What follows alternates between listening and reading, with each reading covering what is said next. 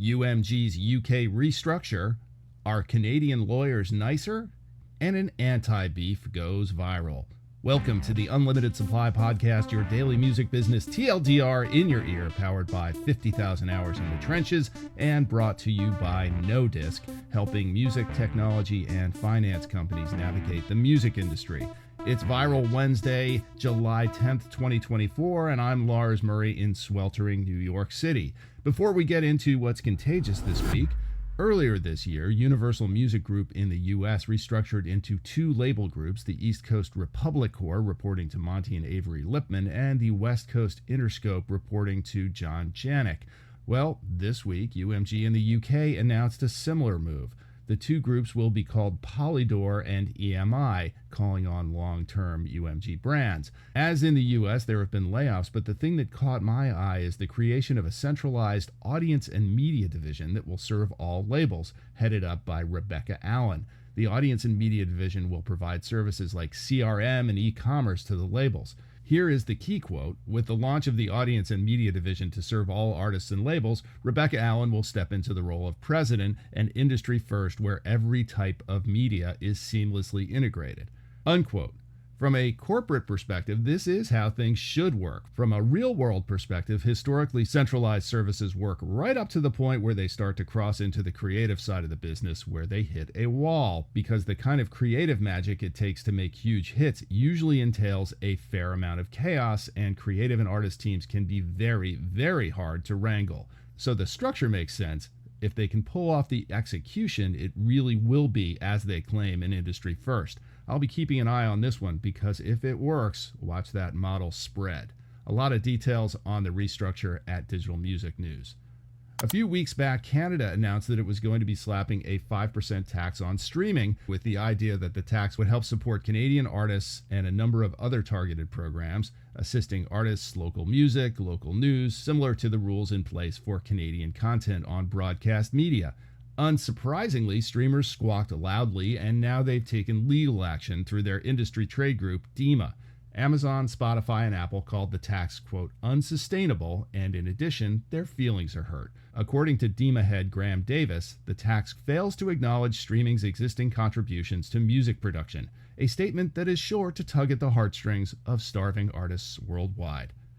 A 5% local tax that amounts to about 50 cents a month on users and can be tacked right onto the subscription fee is not going to kill anybody's business. What it's going to do is establish a precedent for government involvement that none of the streamers want, one that could spread to other countries and might not be as low. So they're going to fight this one hard. I'm no lawyer, and I'm certainly not a Canadian lawyer. Are Canadian lawyers nicer too? But my prediction is that they will probably also lose, since Canada has a long history of this kind of regulation.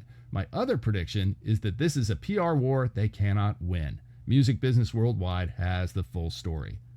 So let's go over to the charts and see what's contagious this week. On the Billboard TikTok 50, the list of usual suspects tops the charts. Tommy Richmond, Sabrina Carpenter, Kendrick, and now add Billie Eilish to the blah, blah, blah.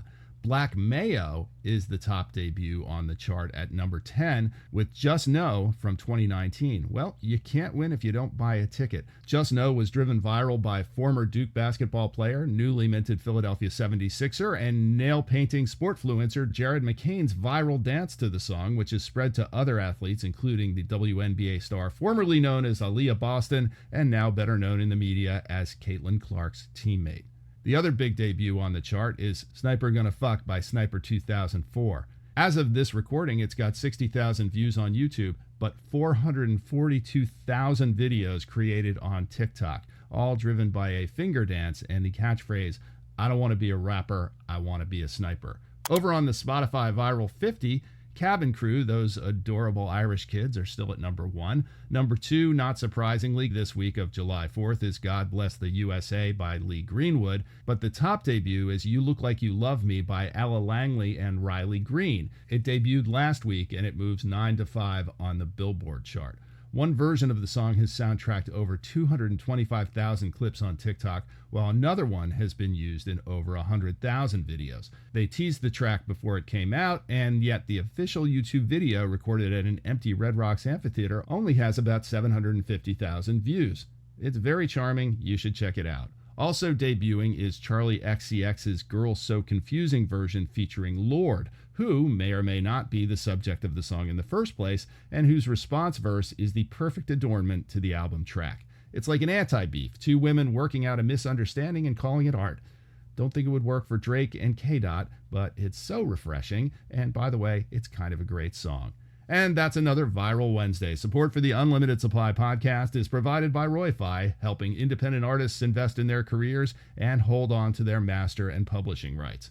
Drop us a rating and a review on Spotify or Apple Podcasts if you like what you hear, and tell a friend or three. All links are in the show notes, but you can visit unlimitedsupplypod.com or hit me directly on LinkedIn to tell us what you think about the show, to feed us info, to feed us lunch, to challenge us on our dubious assertions, and to tell us what we're missing out on. I'm Lars Murray, and remember, in this business, no conflict usually means no interest. See you tomorrow.